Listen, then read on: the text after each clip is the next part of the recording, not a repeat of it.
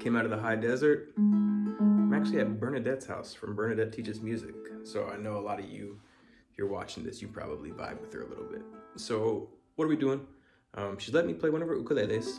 And this is a beautiful ukulele from Pepe Romero.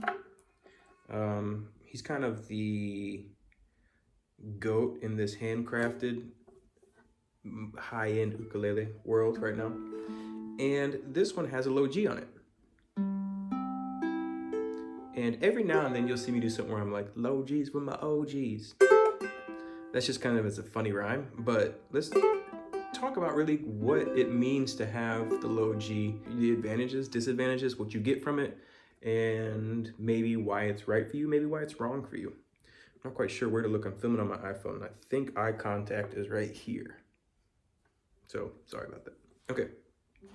First off, what is a low G? A low G means you have here a string that's a full octave below regular. What does that mean? The high G is this note.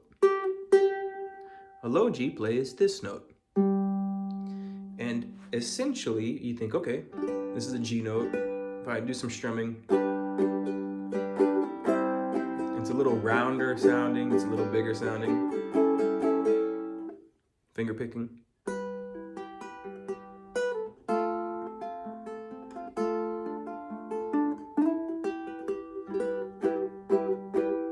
So what do you get when you put a low G on?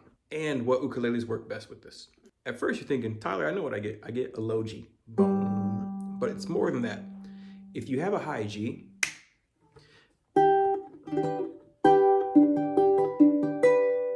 this C note is the lowest note you're gonna get. And if you wanna play a B note, the lowest B note you get is actually right here. So what would extend here and be a B note here is the same as here. Now, that means you're going from this C to this B. It's a pretty big jump. Now with the low G, not only are you getting the low G, listen to this B note. C, B, B flat, A flat, G, do, do, do, do, do. So with the low G, you have 1, 2, 3, 4, 5 more notes that you did not have on the high G. I'm pointing over there and the high G ukulele is right here. Right there. So 5 more notes. That means for melody,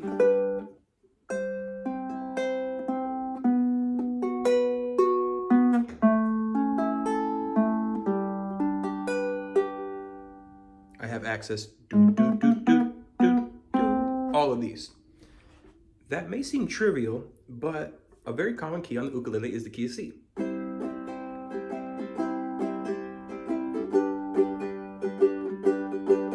And if you're playing a melody from C to C, that's great, but sometimes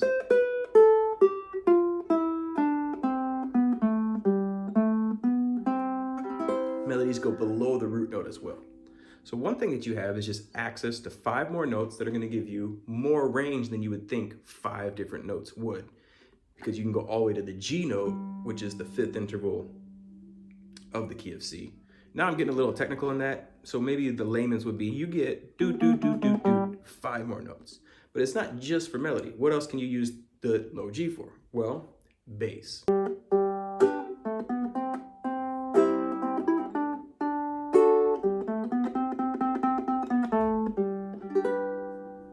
There's a lot of cool things that you can do on the low end of chords that you really can't do with the high G.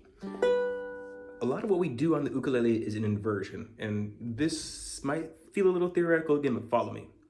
When you have a high G, let's get the reference out.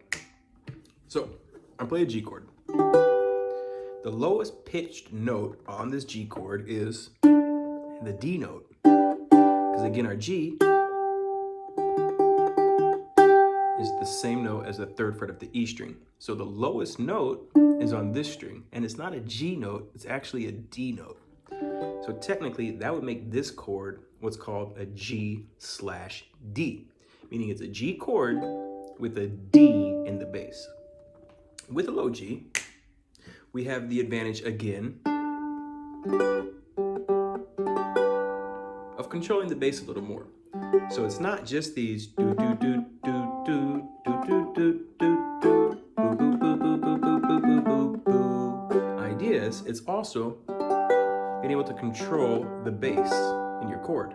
Now, when you play a C on a high G, your C is the lowest note because the high G again is here. So if you were to play with a high G and you want it to be a C, you would only strum these 3 strings. Same with D, same with E minor. F gets a little harder. You'd have to kind of go up the fretboard.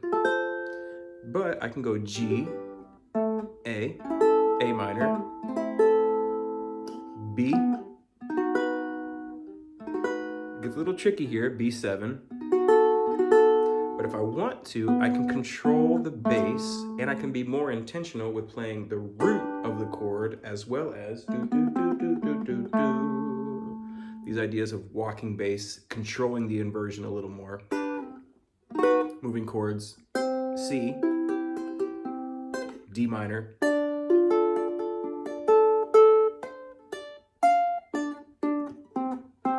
D note, being more intentional with the bass. So what ukuleles sound good with the low G?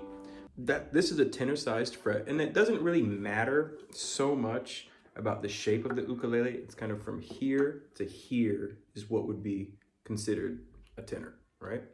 So any shape would work, but they mostly come in tenor packets. Now you can experiment with that and you can put those on a concert and see how it sounds. I've even seen some people play low G on a soprano, but in general, you're gonna get the most mileage and the best feel putting those. Ooh, that's cool.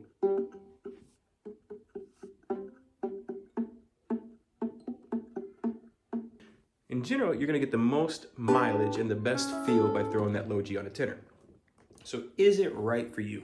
Do you have one ukulele? Well, if you're looking at this and you're coming from the guitar world, you probably have no idea about the power of a high G. Let's go back to the high G one more time.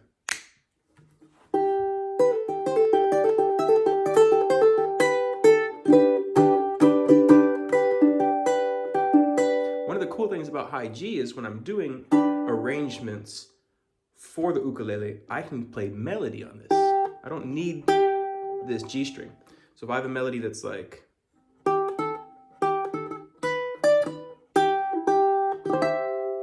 and going from this G to this C, I can actually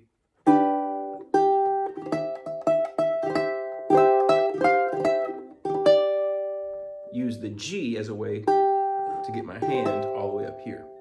Or let's say, for example, I'm playing a minor 7 chord and the melody is the flat 7.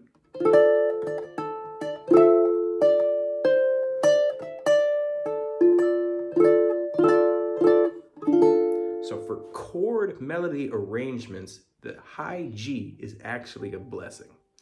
And I find it 9 out of 10 times when I'm arranging a chord melody tune,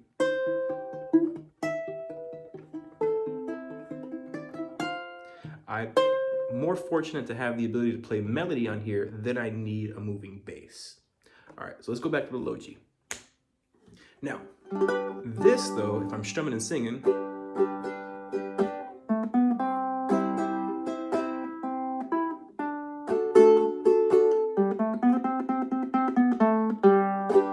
it's very, very useful to have, especially if I'm just kind of grooving out. Now, the C note is at the top of a male vocal range in general. Now I have more to practice with my voice on this one. So it's a little easier to sing with for the male voice if you have a low G.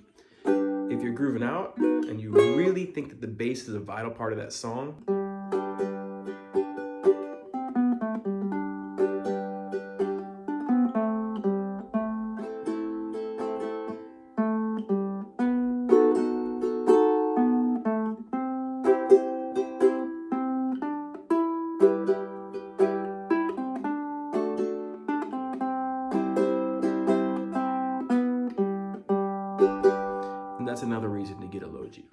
also a great excuse to explain to your significant partner, your significant other, your partner, boyfriend, girlfriend, husband, wife, whatever, dog, why you need another ukulele. Because the best advantage, I have a pretty limited selection of ukuleles in my house, maybe 4 or 5. I don't like to have too many of them. I know that's counterintuitive to a lot of the ukulele community out there, but I don't like to have too many of them. But what I do like is I like to have one high G tenor, one low G tenor, one soprano, and then the other ukulele floating around, I like to tune it down a half step. And that's because the key of F becomes the key of E, which makes life a lot easier.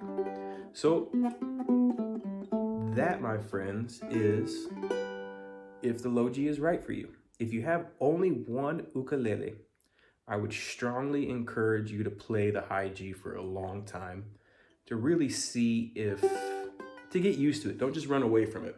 And if you have been playing high G forever and you get a low G, you're gonna immediately be like, whoa, that sounds way different. Don't be too thrown off.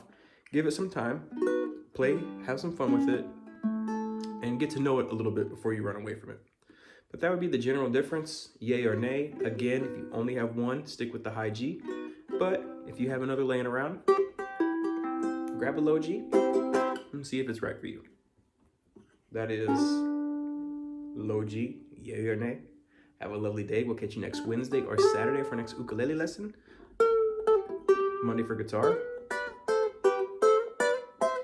And until then, have a lovely day. Life is good, friends. Is that the King of the Hill?